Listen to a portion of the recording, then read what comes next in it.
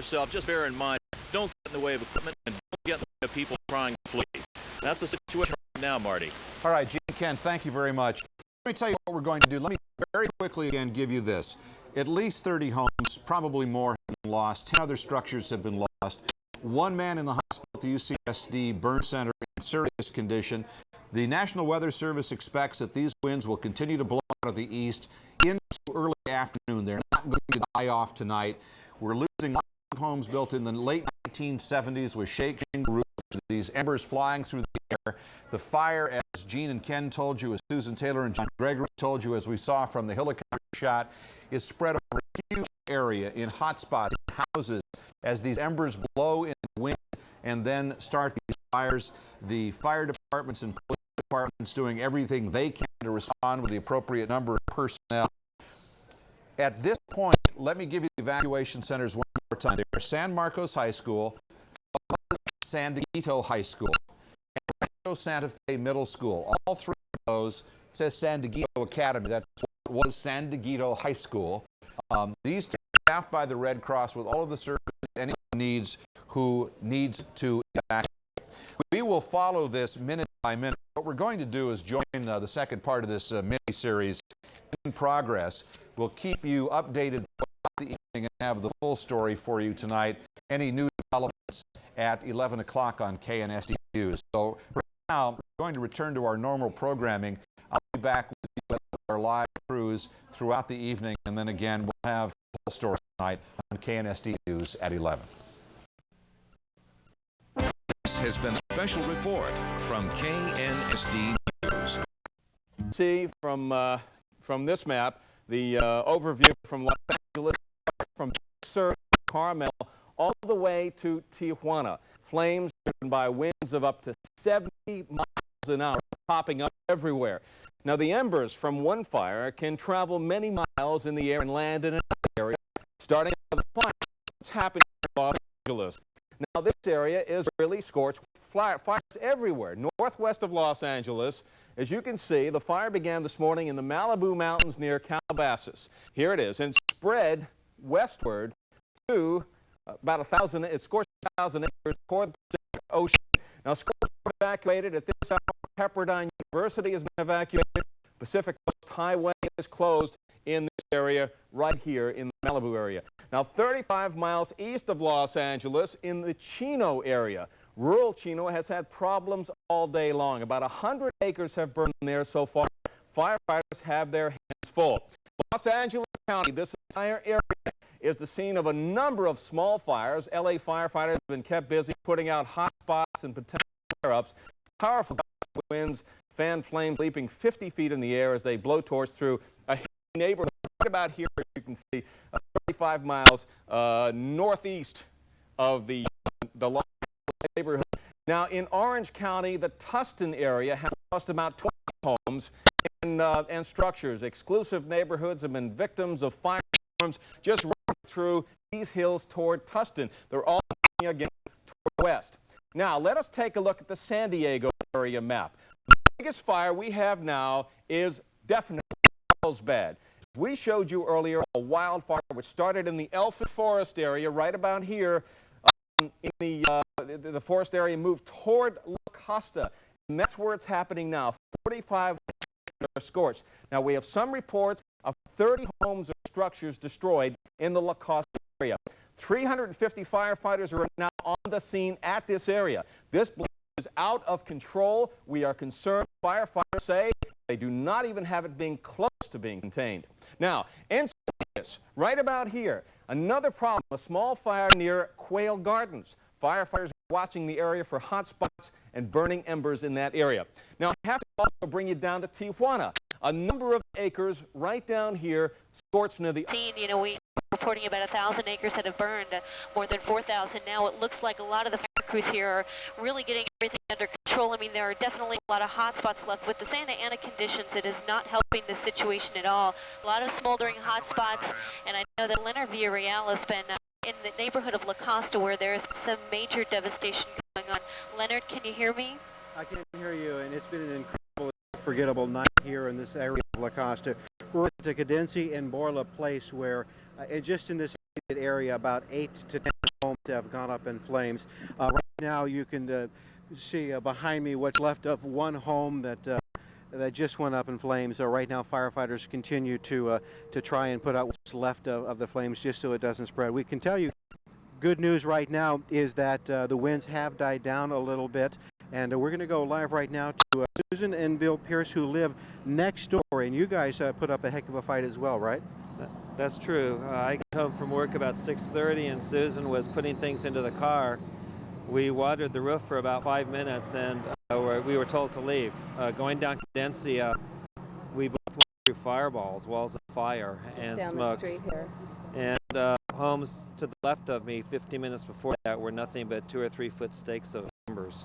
Now, again, you know, the fire department was doing an incredible job here. A lot of heroes tonight, but not all homes could be saved. What would you like to tell these heroes? Oh, thank you so much. I mean, we came up here not thinking our houses would be here at all, and so it was just phenomenal when we saw it standing. And we were told that there was 3 young Marines who were here helping the fire department, and we don't know where they are now. We'd really like to thank them because apparently they got up on the roof and really fought when our roof was on fire and saved our home. As a matter of fact, we have video that we'll try and show that later on tonight in Nightcast. Now, an important factor, of course, is that they shake shingle roofs. Shingle roofs. Have you guys learned any lessons tonight? Well, I think we're absolutely, when they replace the roof, it will be something that is fireproof, and it will have to be. And the builders, I hope the builders learn from this. They've seen it enough in Southern California and up in the Bay Area, and they need to know that shake is not the way to go. Yeah, all these right. homes are about 20 years old in this area here, and it's kind of ironic because in the 70s we watched this whole hill burn when it was just sagebrush. All right, thank you, folks. Good luck to you. I'm glad everything worked out right. You know, right now you're seeing a live picture from Sky 10, but we would like to show you some video we shot in this area earlier. This is phenomenal. I've been covering news, and if we can roll that. Look at this. These are homes that have gone up, and it's hit and miss. 1 or 2 together. The embers would fly and catch another roof, and boom, it would be gone. Firefighters would have to back off. They would try and save one home and then move to another. We saw a lot of people taking very heroic action tonight. Again, you know, we talked about 30 homes being lost, but we have to also consider the fact that how many homes were saved. Firefighters did a brilliant job doing their best. The residents, a lot of them would not give up. Those times we saw people on their roofs with garden hoses doing what they could to water down their homes. It was a nightmare, a living nightmare for a lot of people. Many had to evacuate, many ran for cover, grabbed their pets and so on as they could. Others simply tried to tough it out. Many of them were able to save their homes, others were not. But imagine living in this kind of situation where you just don't know whether you're going to make it out and whether your home is going to be there when you come back. The winds were high, embers were covering the air, and many times it was very difficult to breathe. The heat was absolutely intense, and again, in some cases, all firefighters could do was literally watch one house go up while they did their best to save others. We cannot stress enough the dangers of these shake shingle roofs under these Santa Ana conditions, and many, many times that's what happened. Now, you just saw a real quick shot of how firefighters would climb on roofs. We saw firefighters actually working on burning roofs, trying their best to put these fires out, and it's a near possible effort, but a real Herculean effort, and the fact that they were able to save so many homes. Now, a lot of people simply aren't sure. Will they come back to their homes and find them there, or will they be completely demolished when they come back? A lot of people are also concerned about their pets.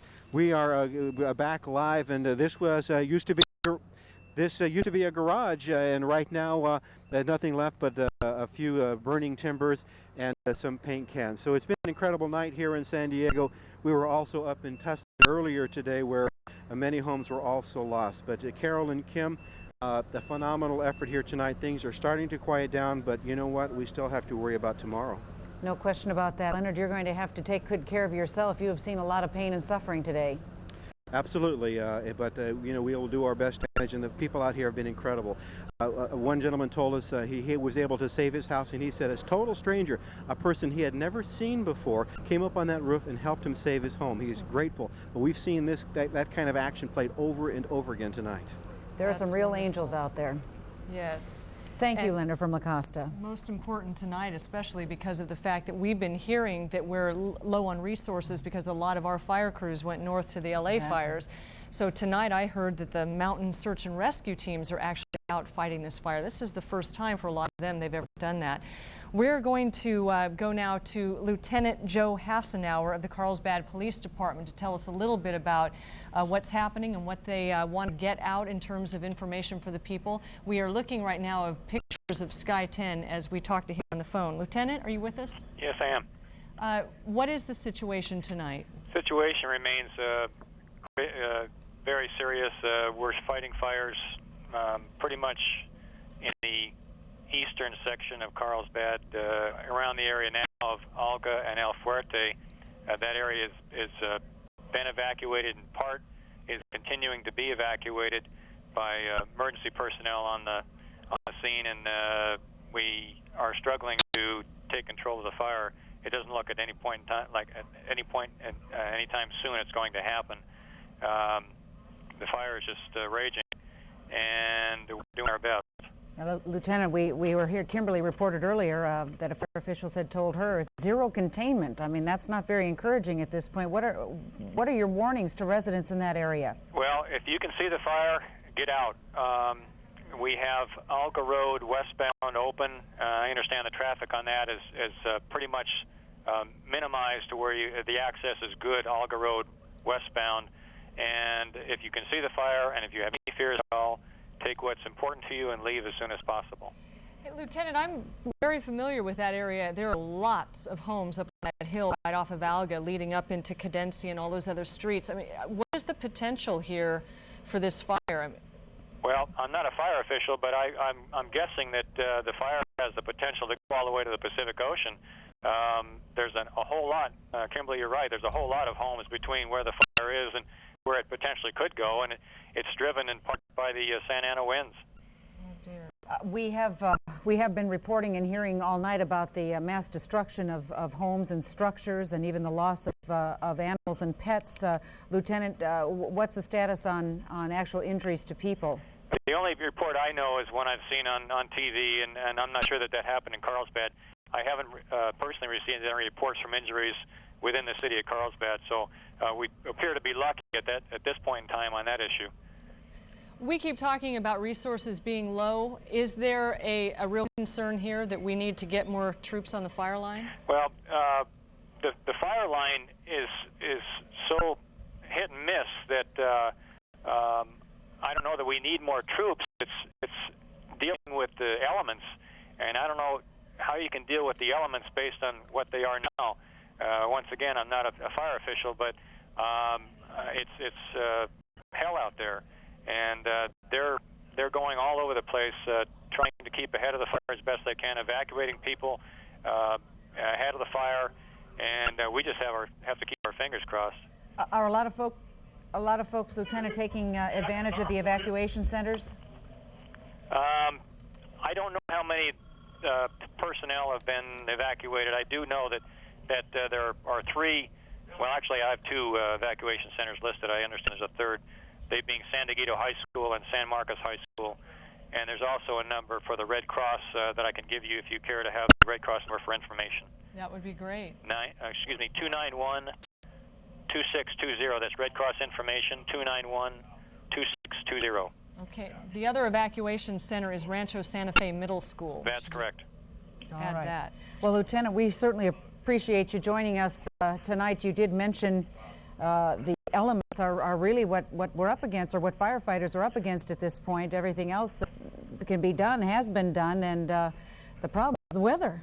That's right. Well, I'm sure it is, and we've got our fingers crossed, and I've said a prayer or two.